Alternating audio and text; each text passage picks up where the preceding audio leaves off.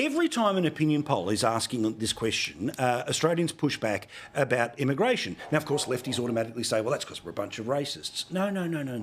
It's because if you've got a queue that's a mile long, you don't add more people to the queue as a way of shortening the queue. That's the point, right? And again, Kristen, as I mentioned before, there was a story this week that should have resulted in the sacking of the health minister, but not even a single question to the Premier of Victoria, because she's out and about wearing a sari in India, which was that a bloke died in Victoria because his neighbour heard a whole bunch of discomfort and screaming, called for an ambulance at 2 o'clock in the morning. One didn't turn up until 6 o'clock in the morning. That's 2 hours after the bloke went silent and he was dead.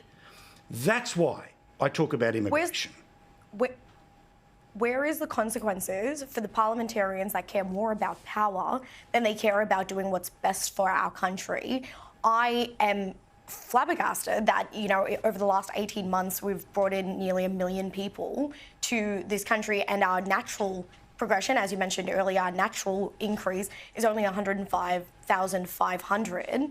You have to kind of ask yourself, why are Australians not having 2, 3, 4 kids? And look, I'm nearly in my 30s now, and the child talk gets thrown around. And I can tell you right now that the question I ask myself is, do I want to bring in a child into this world where the economy is like this? We're in a housing shortage at the moment. We have nearly $1 trillion in debt. One for you, one for the country.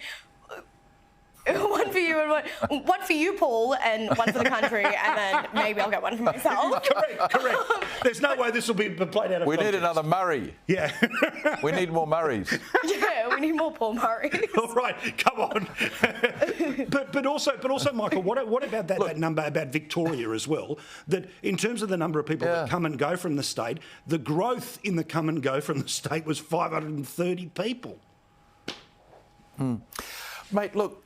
The electorate are not mugs. It takes people the time to work things out.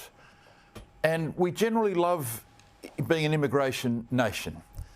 But 500,000 a year for the last 2 years in the middle of a housing crisis. The public have worked out these people have to live somewhere. We've got record numbers of builders going broke, record numbers of developers going broke. The costs of housing have gone through the roof just to build anything these days. Rules, regulations, land prices, state government taxes, etc. Insurance, etc. I mean, where's Albo going to build all these? Who's going to build all these houses for Albo? Well, not in the green electorates because they fight them. Not in the green electorate. No, well, you can't have more building in these leafy green electorates. No, I mean, our village-like atmosphere will be affected. Exactly. But, mate, the public have worked this out. 1 million immigrants, a cost of living crisis, a housing crisis, and record numbers of builders going broke. That's why the public think, hang on, maybe this has got something to do with rental costs going so much higher. They've worked this out, and they blame Albanese, and quite rightly they blame him, and the guy doesn't get it.